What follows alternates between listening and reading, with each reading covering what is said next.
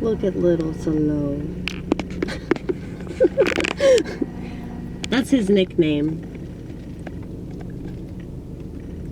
In case you don't know, Thelonious is the name of my car.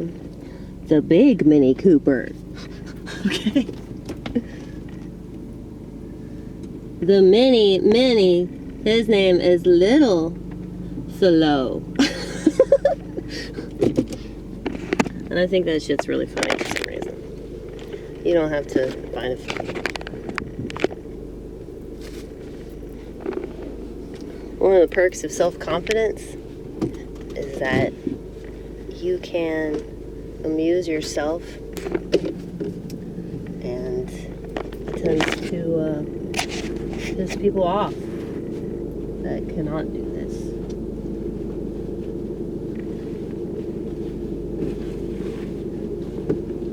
But, you know, what I was singing about in the last video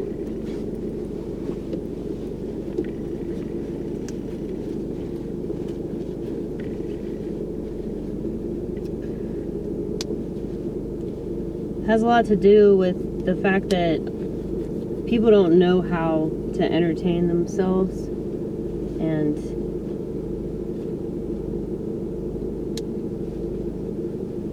I really believe that the purpose of the television was for the people that run the show, the people that run the country, the people that run the world. We can argue over which religion it is, but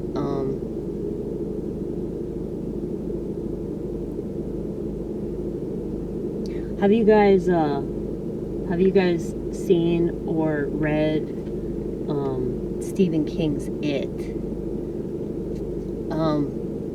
That's about this psychotic clown that transforms itself into different entities in order to scare the person that it's trying to kill.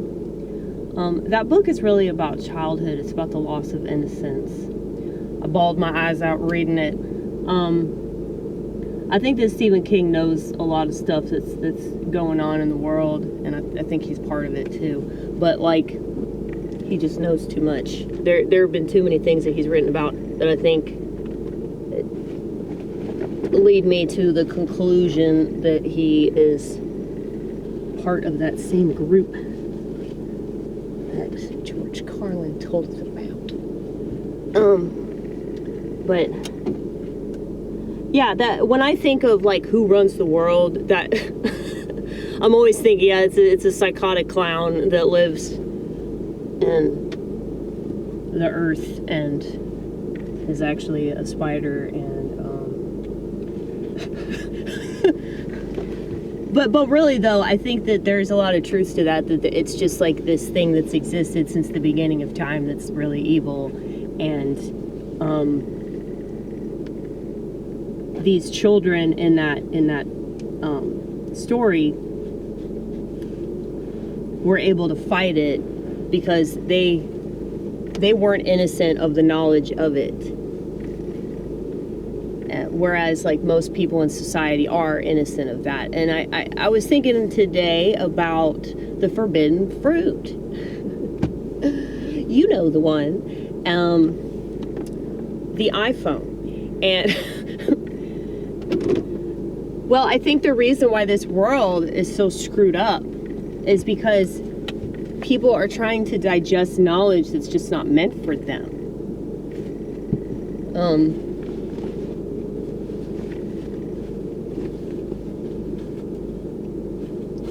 So of course there's going to be a lot of deception that comes with that, you know? And people aren't living in their own movie. They're not creating their own story. So they're more likely to just believe whatever story is being told to them. And especially when you think about the lack of purpose and the lack of importance that so many people feel. And I think this has always been a problem, but the problem has been exposed and exacerbated by the internet. So many people, they just don't know why they're here, and they can't stop proving that because they're so obsessed with their little devices that either distract them or scoop them up and place them in whatever reality they think exists, okay? So it's like they can be part of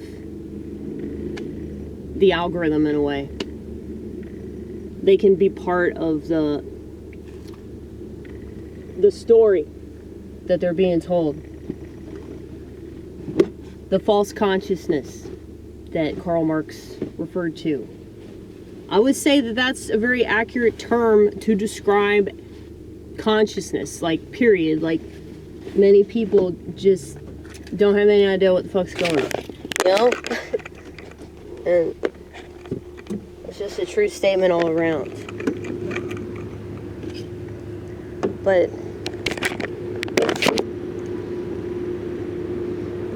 I don't know, I have self-confidence because I've paid attention to a lot of things.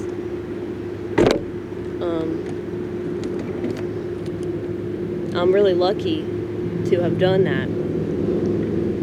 I'm even luckier to have learned from the things that I've paid attention to.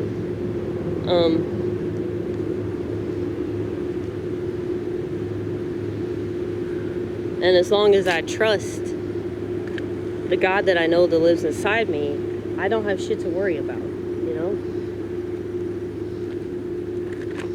But I'm gonna ponder that clown tonight when I'm working. I might just read that book again because I feel like there's some kind of answer. I feel like there's an answer in everything. Do y'all feel that way? Every single time I watch any movie or listen to a song, I'm like, what's the hidden subliminal message? You know, but I'm lucky for that because it's like everything's a mystery. And I guess because I naturally have that inquisitive mind, I'm less likely to be hypnotized, you know? Because I'm like a cat. Cats cannot be hypnotized. We'll play with that thing, you know? We will. But anyway, I'm gonna go to work. But like I said, I'm gonna be thinking about that clown.